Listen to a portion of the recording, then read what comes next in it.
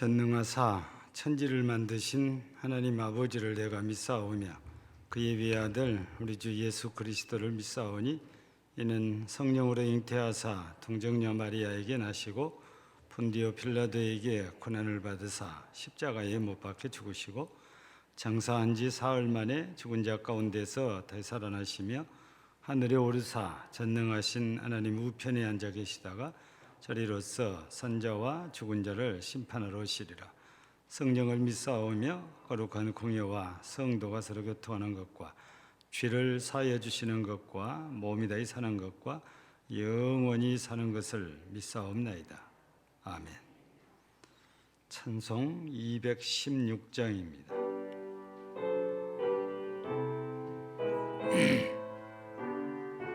(216장입니다) 성자의 귀한 몸 나리하여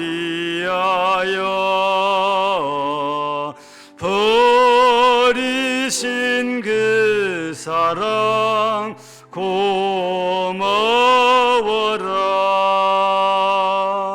내 머리 숙여서 주님께 비는 말 너무 주님께 바치리까. 지금도 날 위해 간구하시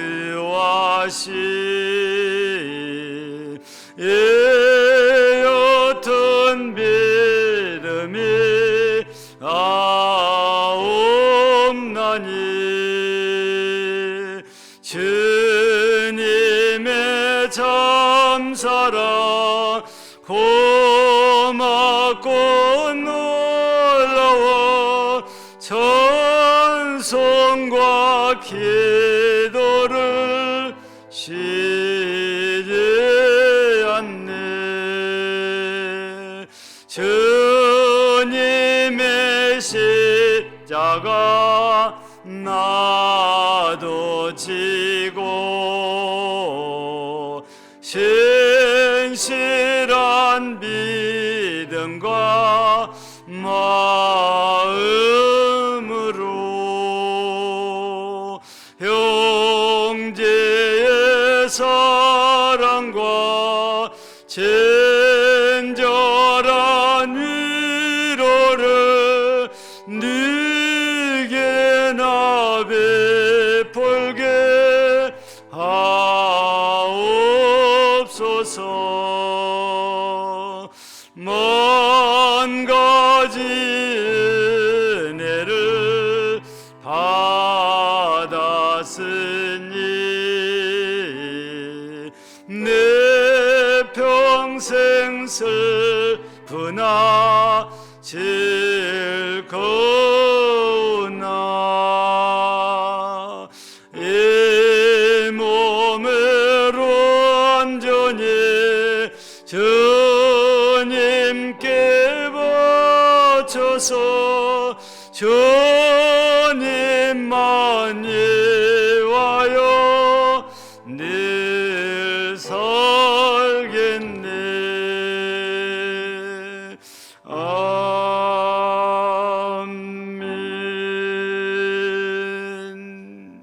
할렐루야. 사랑과 은혜가 풍성하신 하나님 아버지, 저희를 택하여 자녀 삼아 주시고 늘 지켜 보호해 주시며 구원의 복 주심을 감사합니다. 저희가 위험에 놓여 있을 때 지켜 보호하여 주셨고 치료가 필요할 때 치유하여 회복시켜 주셨으며 늘 임마누엘의 복 주심을 감사합니다. 청년들의 기도를 들으시고 비전을 주시며 인도하여 주셔서 취업의 문을 열어주심 또한 감사합니다. 코로나로 교회 출석이 자유롭지 못한 상황을 이겨내게 하시고 교회 재정에도 어렵고 힘든 가운데 채워주심을 감사합니다. 아버지께서 베풀어 주신 은혜에 한이 없는데도 지난 시간들을 돌이켜보면 적당히 핑계삼아 게으름과 나태함이 많았고 불순종이 많았고 알고 지은 죄와 모르고 지은 죄가 많았음을 고백하면서 회개하오니 주님의 보고일로 씻어 주셔서 바른 예배자로 세워 아버지께 영광 올려드리게 하옵소서. 하나님 아버지, 코로나로 인해 많은 할 일들이 미뤄지고 있습니다. 금당제일교회의 기도와 찬양이 늘 살아있게 하여 주시옵고 이 지역의 구원의 방주로서 역할과 책임을 다할 수 있도록 은혜해 주시옵소서.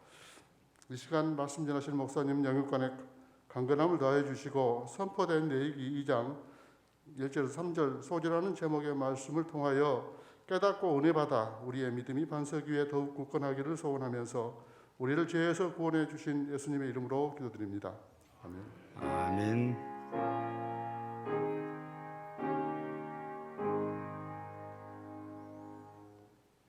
말씀 같이 보십니다. 구약성경 레위기 2장입니다.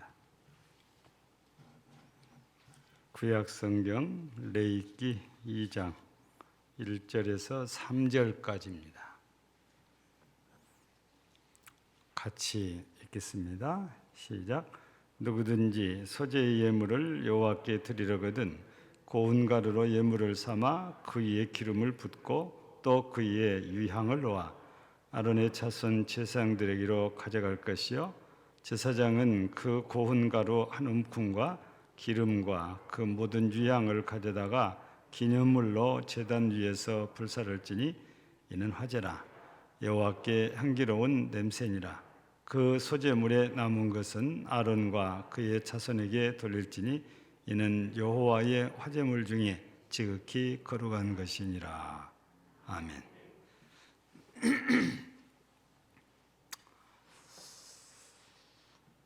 우리 세계 기독교사가 있지요.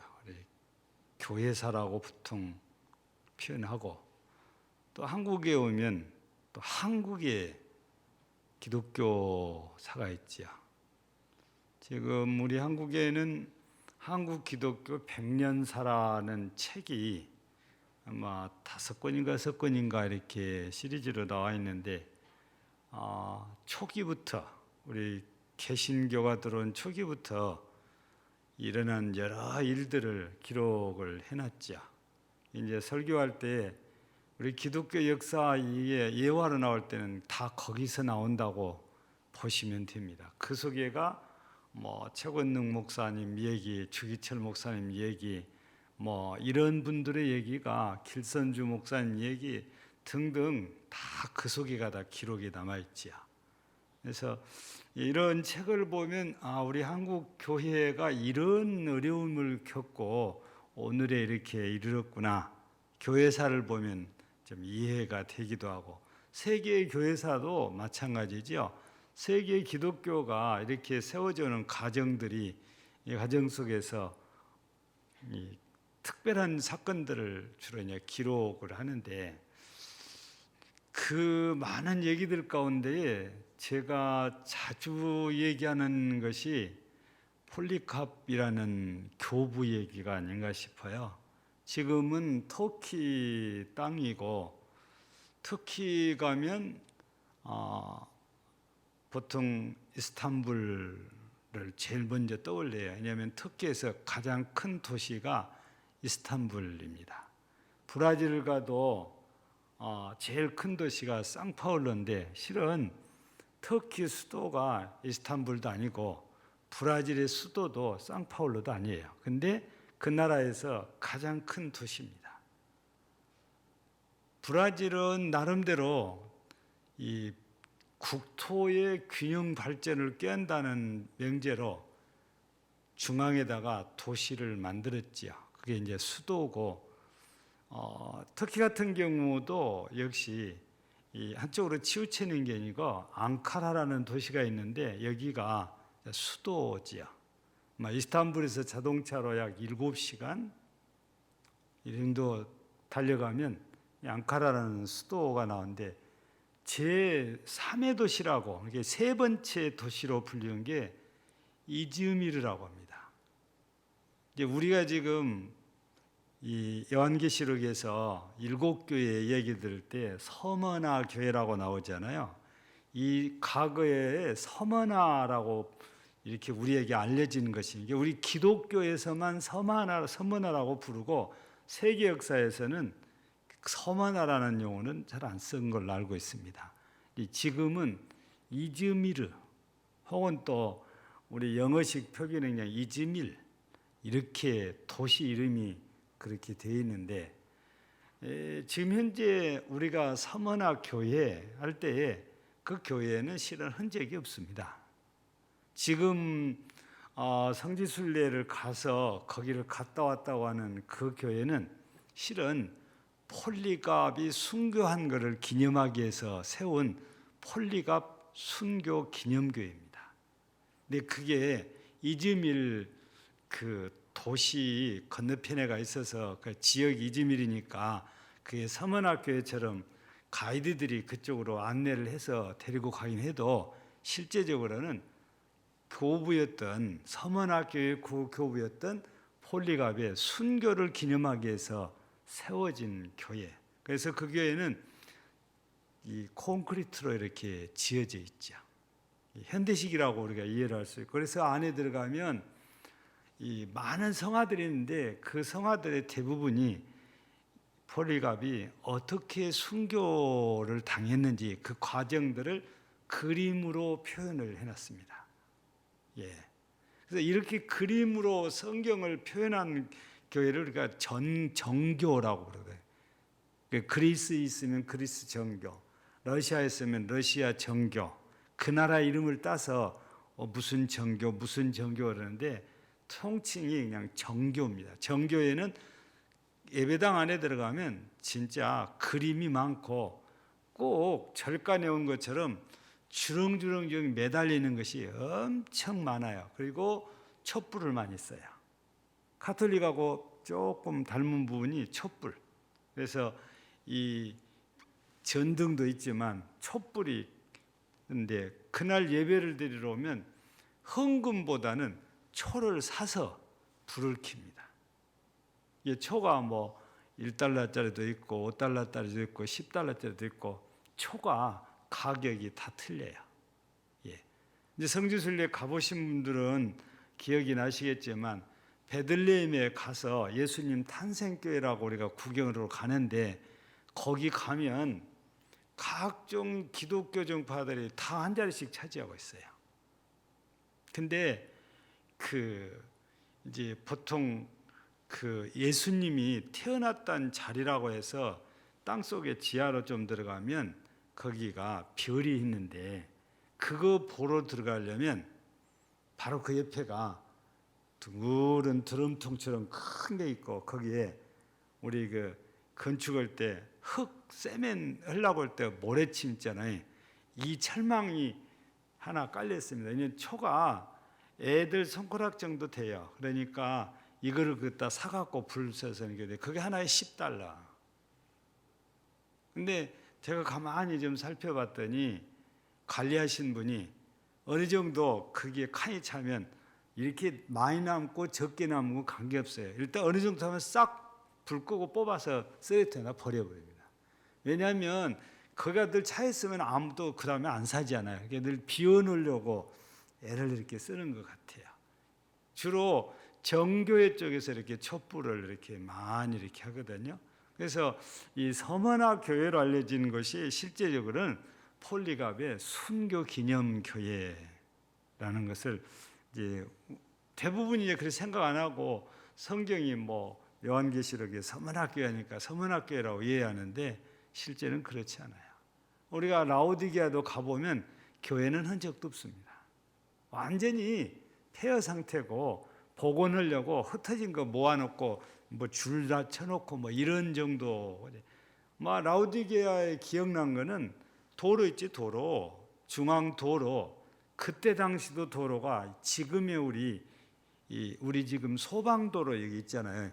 이 정도보다 넓든지 이 정도 됐니 그래요. 그러니까 마차 2대가 교행을 할 정도의 도로가 그렇게 넓게 옛날에도.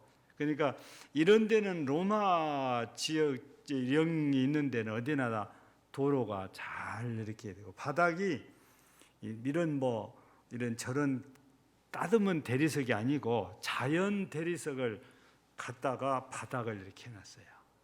얼마나 이제 마차가 많이 다녔던지 바퀴 달린 자리가 닳아져가지고 푹푹 파여 있기도 하고 그러거든요. 제가 이 얘기를 꺼낸 것은 지금 폴리갑 얘기를 하려고 하는데, 폴리갑이 순교를 이렇게 당하게 된 것은 로마 정부에서 로마 황제를 신으로 섬기라는 요구잖아요.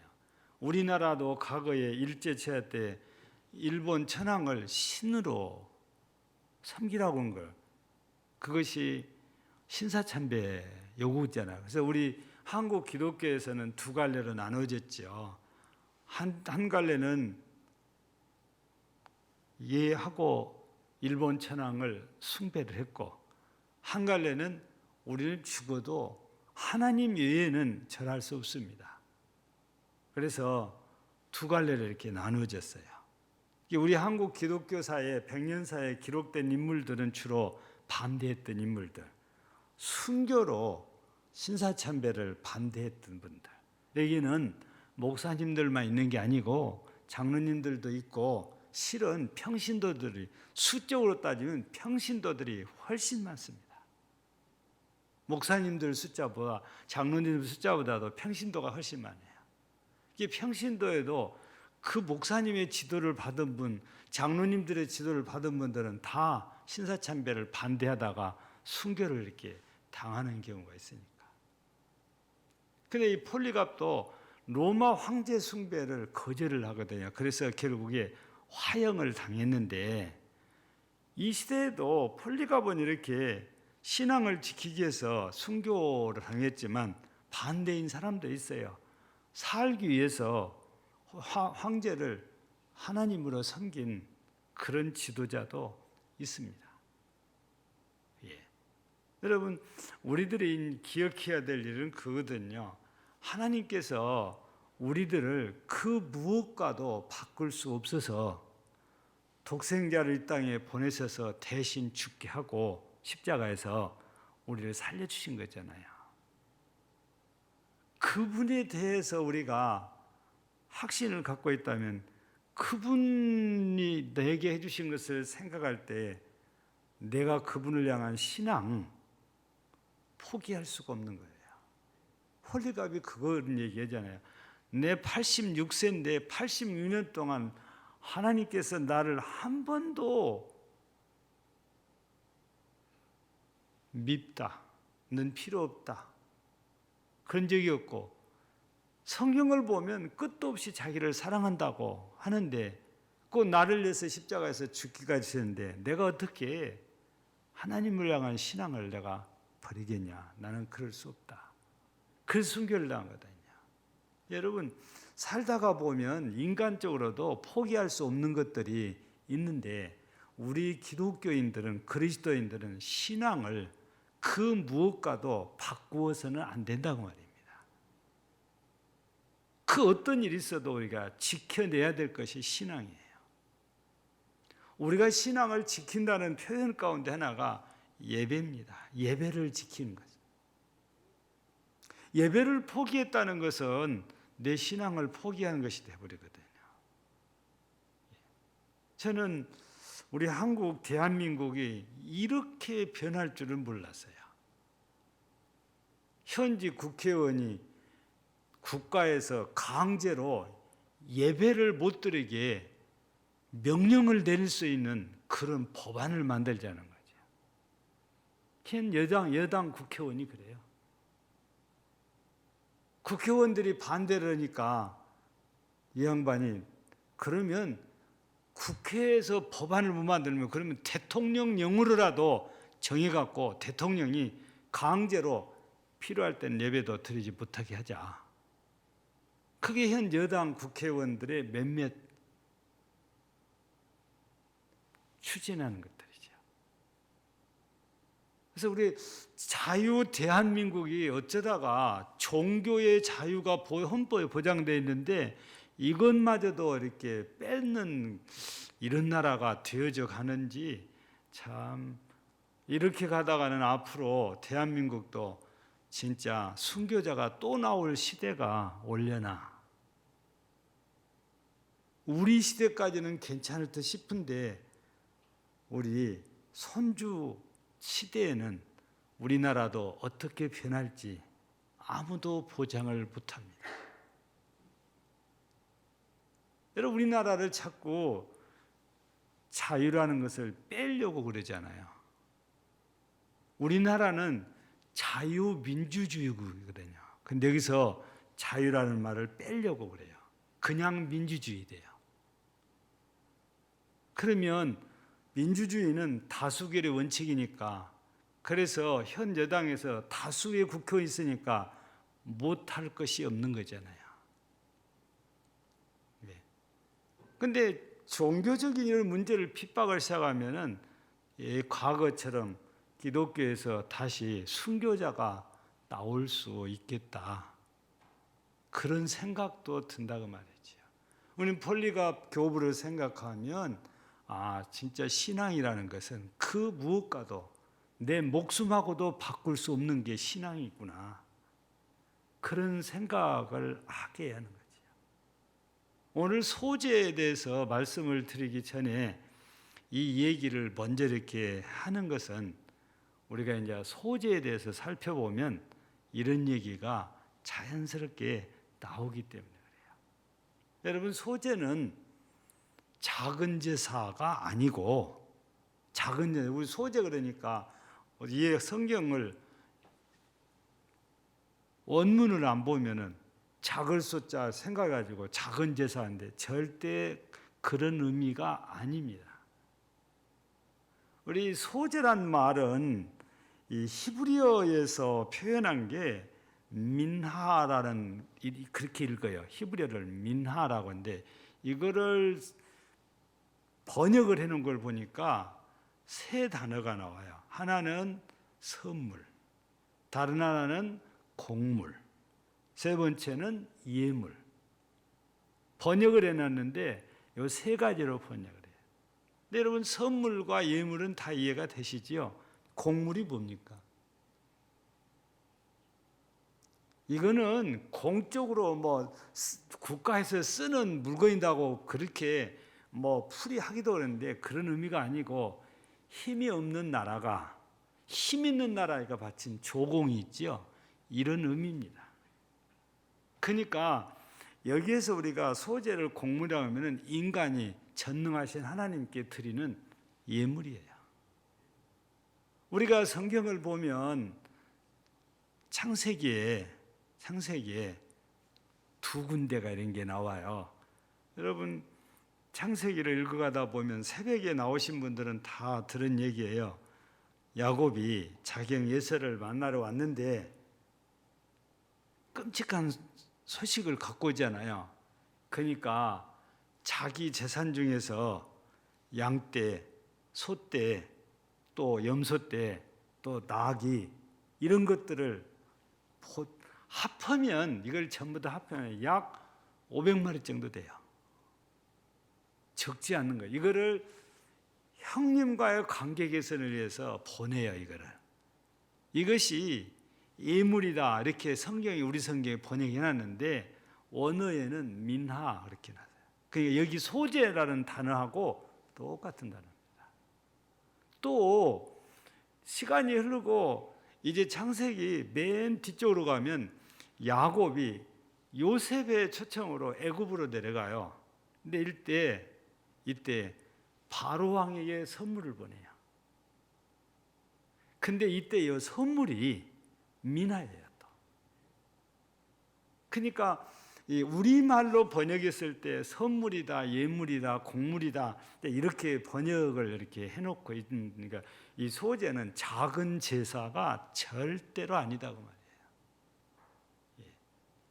이 소재는 단독으로 드리기도 하고, 다른 짐승과 함께 드리기도 하고, 이 번제와 함께 드리기도 해요. 그런데 오늘 성경을 보니까 1절에서 누구든지 그래놨어요. 누구든지 소재 예물을 여호와께 드리려거든. 그런데요, 여러분, 속죄제와 속건제 누구든지입니까? 그럴까요? 이 두 가지는 거기에 해당한 죄를 지은 사람만 드리는 제사예요. 근데 소제는 그거에 상관없어요. 누구든지 소제를 드릴 수가 있어요.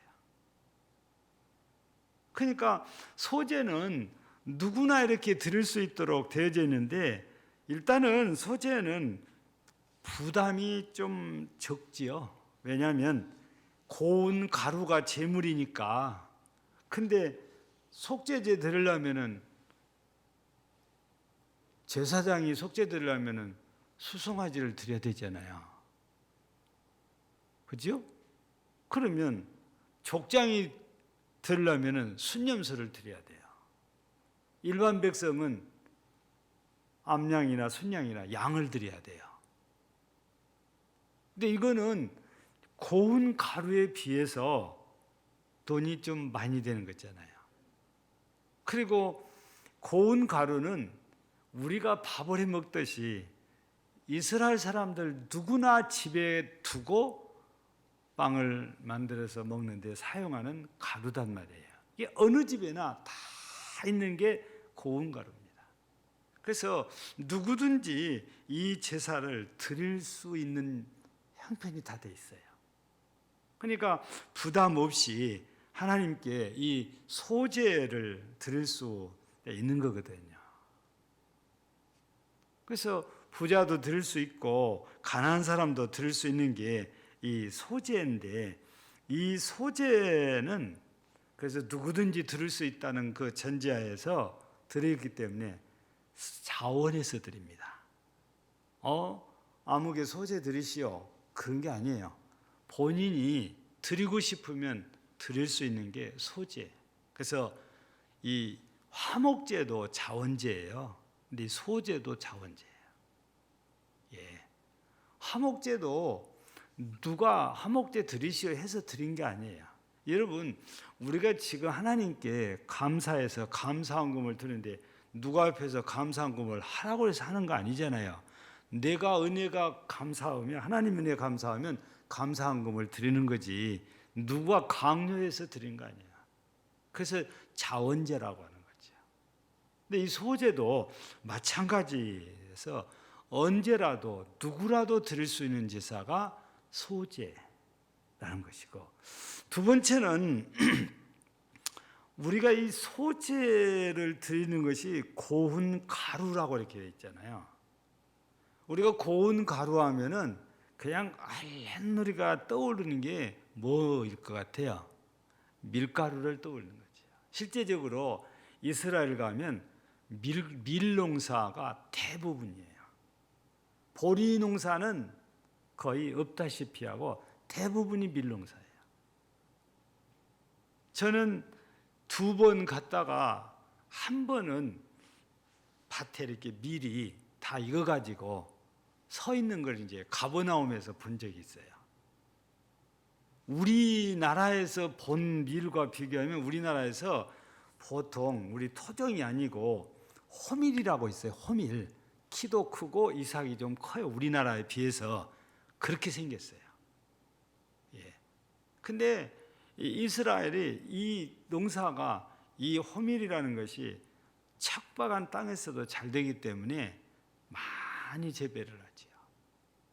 이거를 추수해서 알맹이를 걷어들였다가 잘 말려가지고 분쇄해서 하얀 가루만 빼내잖아요. 그래서 그걸 가지고 빵도 만들어서 이렇게 먹고 하나님께 소제 드릴 때 고운 가루로 드리기도 하거든요. 근데 문제는 뭐냐면 밀을 가지고 고운 가루를 만들려면은 농부에게는 수고가 따라요. 어떻게든 요즘 같으면은 기계에 한번 넣었다가 나오면 밀가루가 자꾸 나오거든요. 그 옛날에는 그런 기계가 없으니까 맷돌로 갈지 않았을까? 우리가 그렇게 추정을 해볼 수 있잖아요. 근데 우리는 지금 맷돌질을 거의 안 해보신 분들에게는 이게 계속 돌리면 엄청 힘든 거잖아요. 예. 그러니까 이게 고운 가루를 만들기 위해서 힘도 들지만 더 중요한 건 밀 자체가 형체가 하나도 없어져 버립니다. 전혀 다른 모습으로 나오는 게 밀가루, 고운 가루예요. 그러니까 우리가 하나님께 소제를 드릴 때는 나의 이 모나고 가시도 치고 교만하고 이런 모습은 다 없애요. 이런 것들은 전부 다 없애고 최대한 하나님의 형상에 가깝도록 나를 변화시켜서 하나님께 드려야 되는 것이 이 소제가 의미하는 거거든요. 그래서 이 소제는 번제와 함께 희생을 상징해요. 헌신을 상징하고 자기 모습을 완전히 없애버리고 하나님께 드리거든요. 그래서 이 소제라는 것은 우리가 곡식으로 이렇게 드리니까 뭐 쉽게 생각할 수도 있는 그런 부분이지만 이게 희생, 헌신을 이렇게 의미하고 있다고 말이죠. 그래서 우리는 내 자신이 하나님 앞에 쓰임 받기 위해서는 그 옛날 모습, 이 육적인 모습, 자연인 그대로가 아니고 예수 안에서 거듭난 이 모습으로 우리가 주님께 드려야 되거든요. 그런 사람들이 헌신을 하게 돼 있으니까. 그래서 이 소제는 이런 면에서 볼 때 헌신을 상징한다고 말이죠. 그러니까 우리가 소제를 드릴 때 내가 그냥 아무렇게나 드는 것이 아니고 내 자신을 완전히 자아를 죽이고 예수 그리스도로 말미암아 거듭난 우리의 모습을 주님께 드려야 돼요. 그 모습으로 우리가 헌신해야 되고 이게 소제가 우리에게 주는 교훈입니다. 마지막으로 하나 더 간단하게 얘기하면 이 소제는 고운 가루로 드리는 게 주 제물이에요. 근데 이 고운 가루에 꼭 넣어야 될 것과 넣지 말아야 될 것이 있어요. 우리는 이 레위기 2장을 쭉 뒤에까지 읽어가서 보면 넣어야 될 것 3가지가 넣지 말아야 될 것 2가지 이렇게 되어 있거든요. 오늘 우리가 읽은 데도 나오지요. 그래서 이 넣어야 될 것이 첫째는 기름이라고 그래요. 두 번째는 유향이라고 그래요. 세 번째는 소금이라고 그래요. 이제 소금 얘기는 11절에 나와요. 예.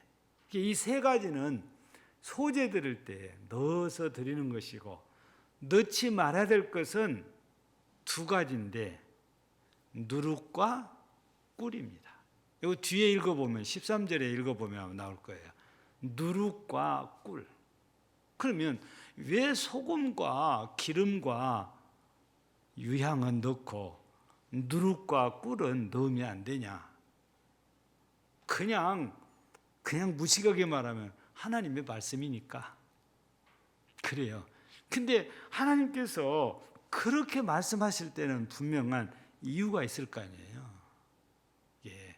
그래서 소금은 우리가 성경에서 통해서 보면 민수기 18장인가 거기에 나올 거예요. 거기 보면 언약을 상징해요. 소금 언약이라고 그래요.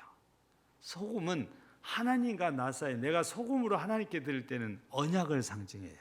그래서 내가 이렇게 하나님께 헌신하겠습니다. 하나님의 뜻대로 살겠습니다. 하나님 말씀에 순종하겠습니다. 이 의미가 들어가는 게 소금이에요. 하나님과의 나와의 약속을 지키겠습니다.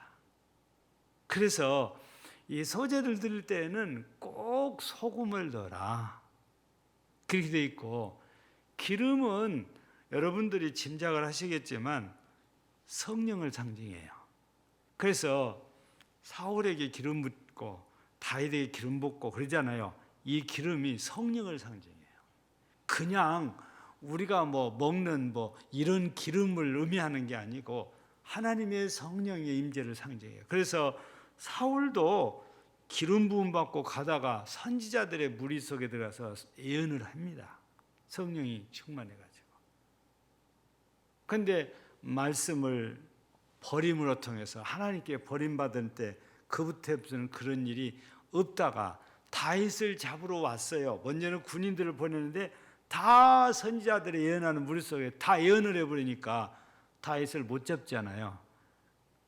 두 번을 그렇게 안 되니까 세 번째는 자신이 사울 왕이 직접 쫓아오는데 사울 왕이 거기서는 옷을 다 벗고 예언하고 누워서 예언을 했죠. 하나님의 성령에 의해서 꼼짝도 못하고 끝나지거든요. 그래서 여기 기름을 붓는 것은 하나님의 성령을 상징하는 거죠. 그러니까 이 소제물은 그냥 내 마음이 그냥 그래서 온 것이 아니라 성령의 감동을 받아서 우리가 하나님께 제사를 드립니다 하는 거죠. 마지막으로 유향은 향기입니다. 그래서 우리가 오늘 3절을 보니까 끝자락에 뭐라고 되어 있어요? 이는 여호와의 화제물 중에 지극히 거룩한 것이라 그러는데 2절 끝에서 보면 그 화제물이 화제라고 해놓고 여호와께 향기로운 냄새다 그랬어요. 여호와께 향기로운 냄새가 나는 것이 유향입니다. 그래서 이 소제물에다가 유향을 함께 곁들여서 불에 태우면 하나님께서 기쁘게 흠향하시는 냄새가 나는 말이에요.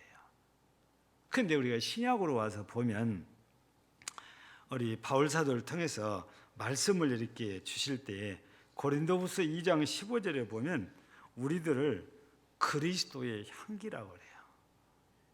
예. 우리가 하나님께 드렸을 때에 하나님께는 향기가 나야 된 것처럼 이 땅에 우리가 사는 동안 늘 부족하고 그래서 잘 못하지만 사람들에게 향기를 내야 된다고 말이죠. 그 향기는 나의 냄새가 아니에요. 예수님의 냄새예요. 근데 놀랍게도 이 예수님의 냄새인데도 죽는 자와 사는 자가 나와요. 다 사는 게 아니에요.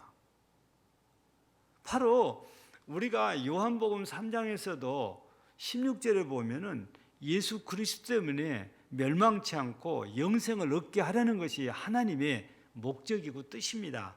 그런데 그 뒤에 읽어보세요. 예수님의 이름 때문에 심판받을 자가 나오고 영생 얻을 자가 나와요. 왜냐? 그 예수님의 이름을 믿음으로 잘 받아들이면 영생인데 안 받아들여요. 그래서 예수님의 이름을 믿지 아니함으로 벌써 심판을 받고 있다는 겁니다. 그런 것처럼 우리가 이 땅에 살면서 그리스도의 향기를 풍겨도 다 예수 믿고 구원받냐? 그렇지는 않아요. 하나님께서 택한 자들은 그 향기 때문에 하나님 앞에 돌아와서 예수를 믿고 구원받지만 택함받지 못한 자들은 아무리 그리스도 향기를 풍겨도 받아들이지 않아요. 우리는 그래서 전도라는 걸 할 때도 그 결과는 내가 결정한 게 아니단 말이에요. 우리는 다만 복음을 전하니까 복음을 전하는 것이 우리의 사명이지 저 사람이 예수 믿고 안 믿고를 내가 결정한 게 아니에요. 우리는 우리에게 주어진 사명만 하고 나머지는 하나님이 알아서 역사하실 거거든요. 그래서 우리가 이 소재 얘기할 때 유향을 뿌려서 향기로운 냄새가 하나님께 올라간 것처럼 오늘날 현대를 살아가는 우리 그리스도인들을 향해서 바울 사도를 통해서 우리에게는 너희는 그리스도의 향기다. 물론 우리를 그리스도의 향기라고만 말하잖아요. 어떤 때는 그리스도의 편지라고도 해요. 우리가 또 어떤 분들은 설명할 때 우리는 작은 예수라고 그래요. 왜냐하면 예수님을 누군가에 보여줘야 되니까. 그래서 이 소재를 통해서도 향기인데 하나님께서 정말 기쁘게 흠향하시는 향기로운 냄새가 되기 위해서 유향을 꼭 뿌린다고 말이죠. 예. 그러면서 우리들에게 너희는 그리스도의 향기다. 그 메시지를 우리에게 전달해 준 거지요. 마지막으로 이제 넣으면 안 되는 거잖아요. 넣으면 안 되는 게 누룩과 꿀이라고 하는데 여러분 누룩이 두 가지 용도로 다 비유를 써요. 좋은 쪽과 나쁜 쪽, 부정적인 쪽과 긍정적인 쪽. 우리 신약 성경에서 마태복음 13장에 보면 천국의 비유가 나오잖아요. 근데 거기에 누룩이 나와야 안 나와요? 천국은 마치 여자가 독에 한 줌에 누룩을 넣는 것과 같다고 그래요. 그 누룩이 천국 비유 때 사용이 되게 돼요. 근데 오늘 여기에서 하나님께 소재 드릴 때 누룩은 넣으면 안 된다니까, 이건 부정적인 의미를 갖고 말씀하시기 때문에 안 된다, 이렇게 말씀을 하시거든요. 여러분 잘 아시는 대로 우리가 밀가루를 반죽할 때 보통 파우더라는 걸 넣잖아요. 이게 이제 누룩과 같은 역할인데, 이걸 넣으면은 술 담글 때 주로 누룩을 쓰지요. 이걸 넣으면은 이게 발효를, 이 누룩은 발효 식품이거든요. 그래서 본래 그 음식을 변질을 시켜버려요. 그리고 처음에는 이만했는데 누룩을 넣으면 점점 커져요. 부풀어요. 그래서 이게 너무 위선적이다 는 의미를 갖고 있고, 교만하다 이런 의미를 갖고 있고, 그래서 누룩을 넣지 못하게 하는 이 이유가 바로 이 누룩이 상징하는 게 바로 교만, 또 변질, 그리고 위선, 이런 의미를 갖고 있고, 또 다른 면에서는 부정적인 면이니까 죄도 어딘가 이렇게 들어가면 쫙 퍼뜨려 버리니까, 그래서 이 누룩은 좋은 의미보다 안 좋은 의미로 더 많이 사용된단 말이죠. 그래서 하나님께 제물로 드릴 때는 누룩은 금이에요. 여러분 우리가 여기 이제 누룩 얘기가 나왔으니까 조금 하나 더 곁들이면 그래요. 유월절이 지나고 무교절이라는 게 있잖아요. 왜 무교절이라냐면 무교병에 떡을 먹는데, 이게 무교병이라는 것이 누룩을 넣지 않고 만든 떡이에요. 이 떡은 진짜 맛이 없대요. 그리고 부드럽지가 않아요. 딱딱해요. 누룩이 들어가면 부드러워져요. 누룩이 안 들어가면 먹기에 조금 불편하거든요.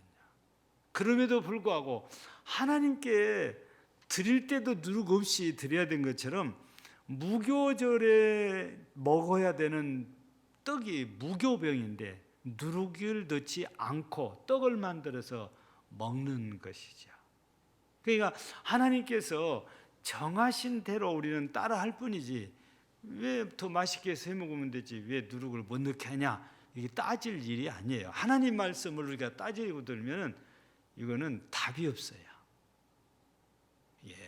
그래서 이 누룩을 넣지 말라는 이유는 그런 거고, 또 하나가 뭐가 있습니까? 꿀이라는 게 있잖아요. 여러분 성경에 보면 꿀이 굉장히 좋은 거예요. 그래서 아까도 얘기했지만 야곱이 바로에게 임을 보낼 때 꿀도 있어요. 그때 당시에는 지금처럼 이렇게 양봉이 아니고 자연산 꿀인데 주로 석청입니다.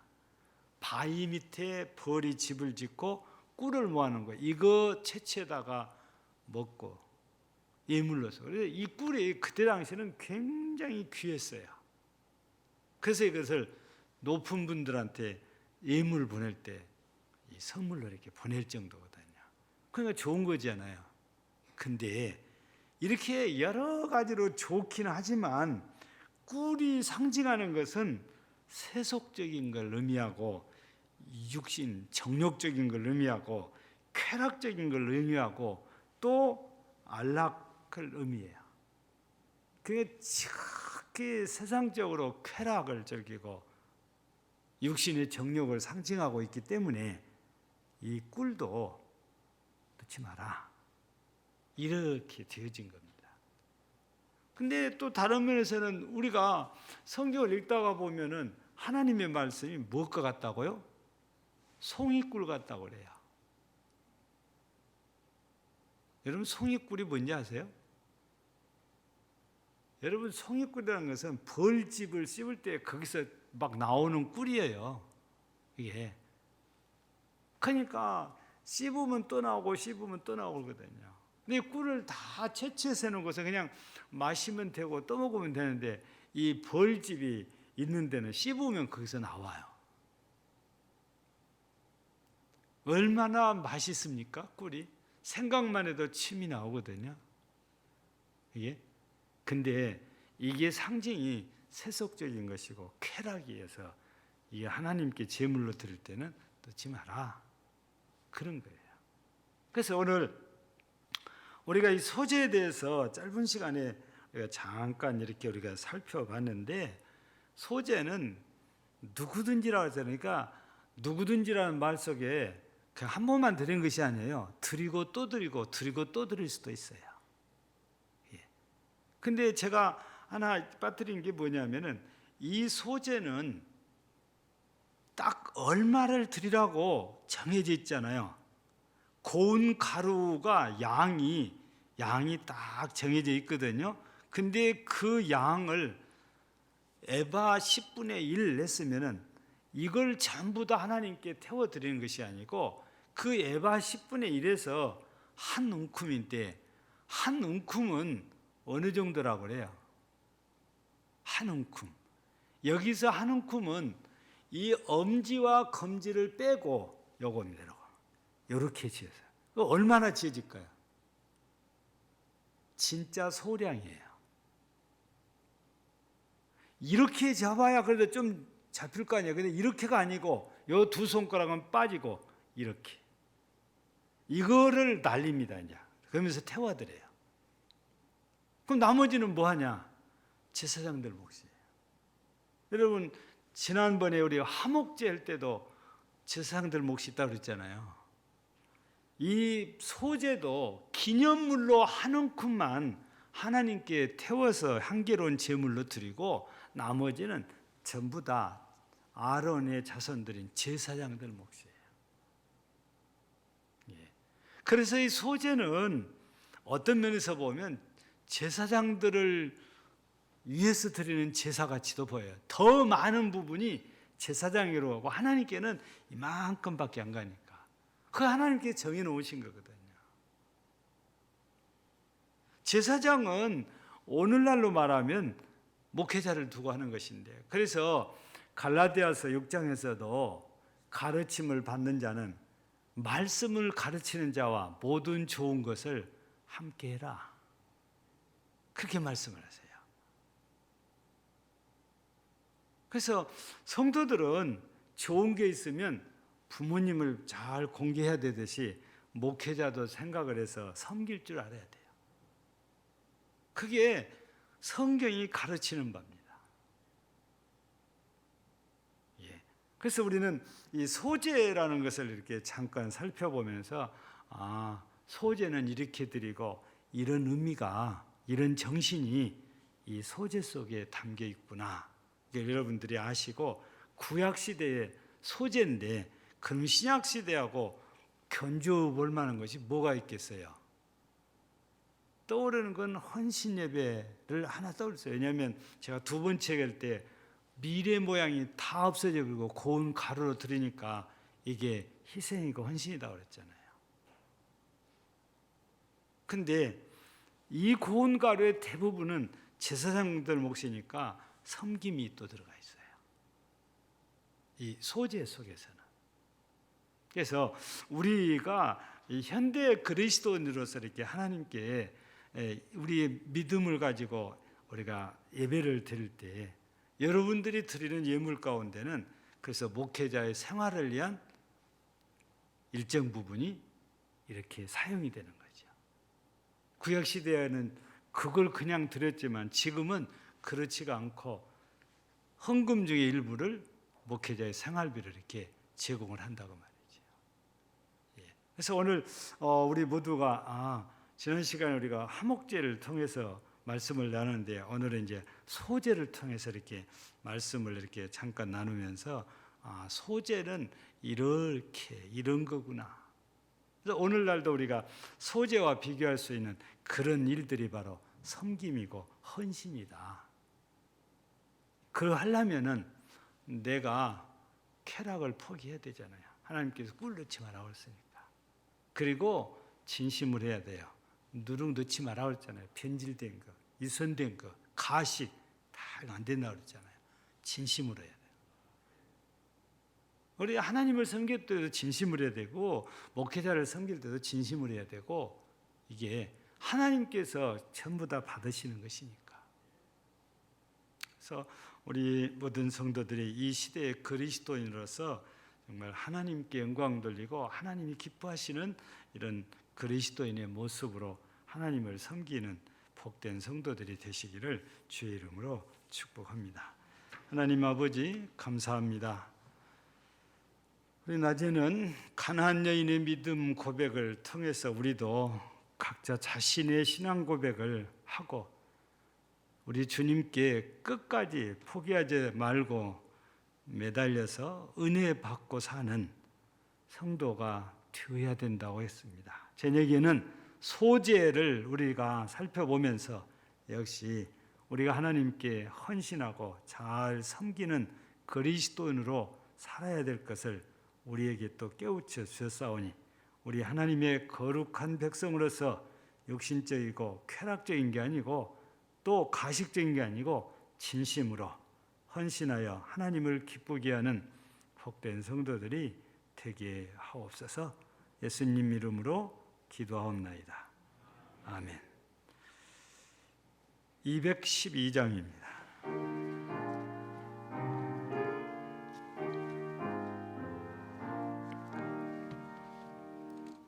음손이 주를 섬길 때 괴로운 일이 많으나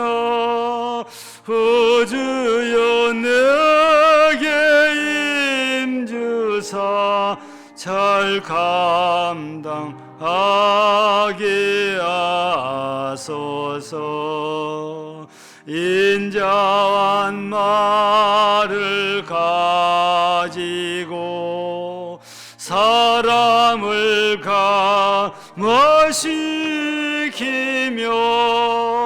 갈 길을 잃은 무리를 잘 인도하게 하소서. 그 주의 귀한 인내를 깨달아 알게 하시고 굳건한 믿음 주소서. 늘 승리하게 하소서. 장래의 영광 비추사 소망이 되게 하시며 저와 함께 살면서 참 평강 얻게 하소서.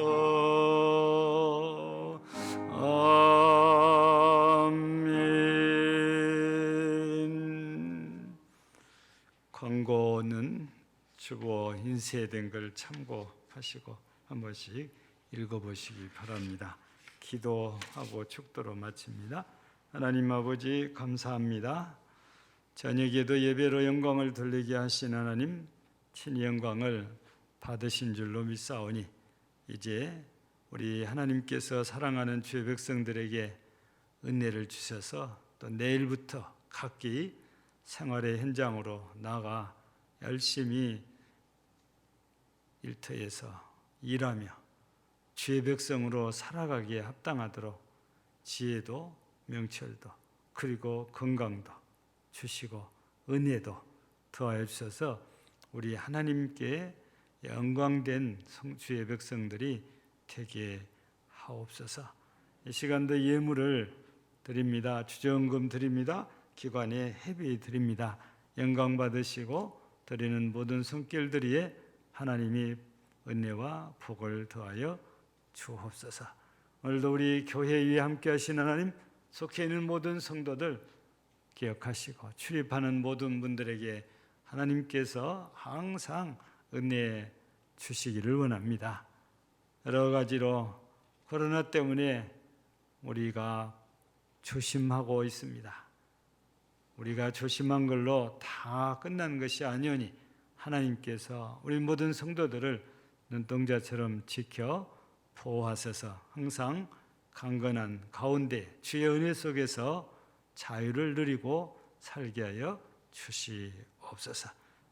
객지에 있는 자녀들도 하나님이 지켜주시고 또 보호하시며 우리 교회가 섬기는 위자리 교회들에도 또 선교지와 선교사들 가정에도 다 같은 은혜를 허락하여 주옵소서. 오늘도 예배를 위해서 수고하고 헌신하는 모든 섬김의 사람들을 하나님이 기억하사 복 주실 줄을 믿습니다. 감사합니다. 예수님 이름으로 축복하며 기도하옵나이다. 아멘. 이제는 우리 구주 예수 그리스도의 은혜와 하나님 우리 아버지의 사랑하심과 성령의 감동 감화 충만케 하신 은사가 소재처럼 헌신하고 섬기며 살기를 소원하는 모든 심령들 위해 영원토록 함께 있을지어다.